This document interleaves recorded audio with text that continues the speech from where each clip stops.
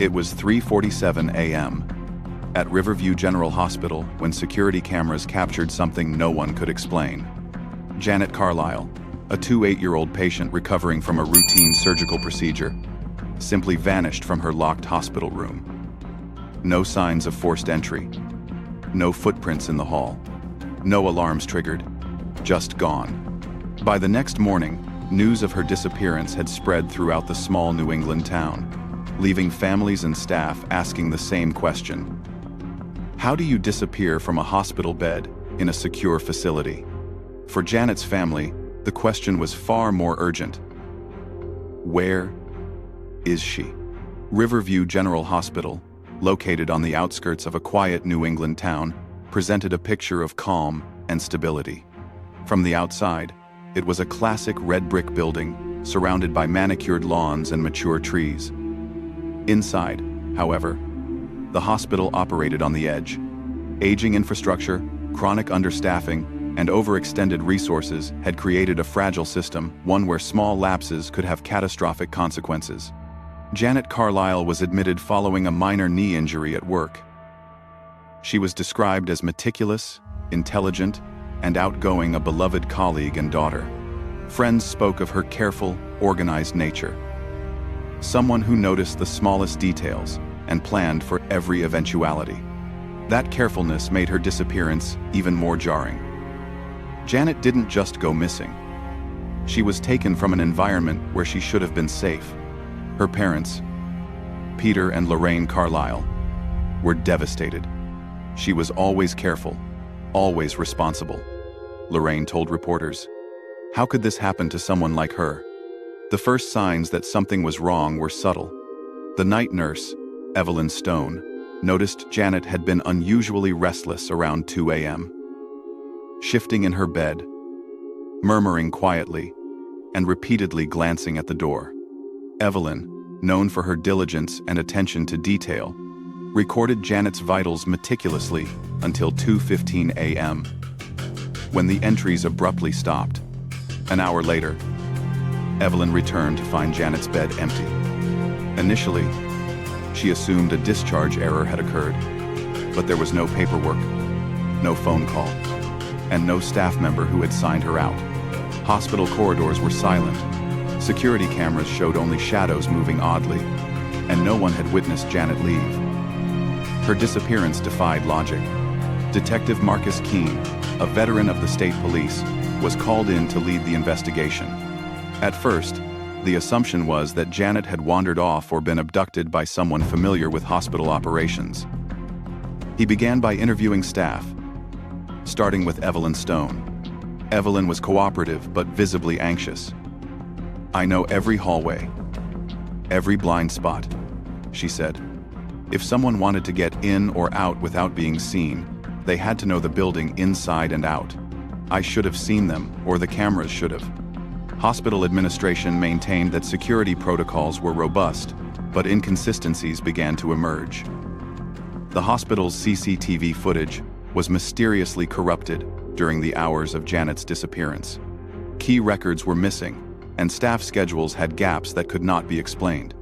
It was becoming clear that this was no ordinary disappearance. The investigation faced numerous false leads. A janitor reported seeing a man in a suit wandering the halls late at night, a figure unfamiliar to hospital staff. But no records showed him entering the hospital. A careful review of the floor plans revealed a hidden stairwell behind a supply closet, a route not documented in official blueprints. Shadows had been observed moving near this stairwell during the early morning hours. The local community added its own layer of complexity. Rumors swirled about human trafficking and illicit medical experiments. The small town, where everyone knew everyone, struggled to reconcile the idea that such a crime could occur within their trusted hospital walls. The human toll of the disappearance was significant. Detective Keene became obsessed with the case, reviewing footage frame by frame, memorizing staff schedules, and reconstructing Janet's final hours. Evelyn Stone, though innocent, wrestled with guilt, while hospital administrators oscillated between panic and denial, concerned more with reputation than the truth. Janet herself, once recovered, revealed remarkable resilience. Despite her trauma, she had maintained clarity and awareness, providing critical insights into her confinement that ultimately guided investigators.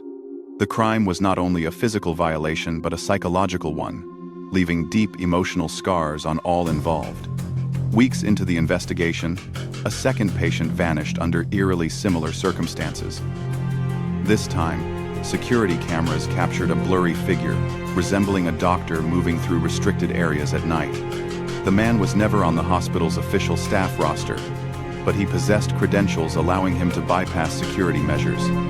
Forensic investigators scoured the hidden stairwell and nearby storage areas. They discovered remnants of makeshift medical equipment and personal items belonging to missing patients, including Janet. The investigation revealed a chilling reality. A perpetrator, or possibly a small network, had been exploiting hospital vulnerabilities to abduct patients.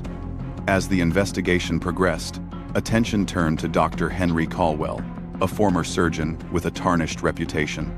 He had been seen near the hidden stairwell months before and had recently disappeared from public view. The investigation revealed that Dr. Caldwell had targeted vulnerable patients, exploiting blind spots in the hospital system to exert control over those who could not resist. The community wrestled with shock, betrayal. Friends and family of the missing patients were forced to confront the unimaginable reality that someone had weaponized trust and authority in a place meant for healing. Months later, federal authorities located Dr. Caldwell, living under an assumed identity in a remote property. In a disused wing of Riverview Hospital, investigators uncovered a secret laboratory containing evidence of illegal experiments and items belonging to Janet and other patients. Janet Carlisle was found alive but traumatized, having been confined and monitored throughout her ordeal. Dr. Caldwell was arrested and later convicted on multiple charges, including kidnapping, unlawful confinement, and medical experimentation. The case prompted nationwide reforms in hospital security, staff vetting, and patient safety protocols. The case had far-reaching consequences. Riverview General faced lawsuits, public scrutiny, and significant staff turnover. Patients and families became acutely aware of vulnerabilities within trusted healthcare institutions. Janet gradually rebuilt her life, though the psychological impact remained. Detective Marcus Keene became a national advocate for patient safety reforms, emphasizing the importance of redundancy in security and accountability in healthcare institutions. The vanishing at Riverview Hospital underscores the fragility of trust and the importance of institutional accountability. Even environments dedicated to care and healing can harbor danger when oversight fails. The case reminds us that vigilance, transparency, and ethical responsibility are crucial in safeguarding the most vulnerable among us.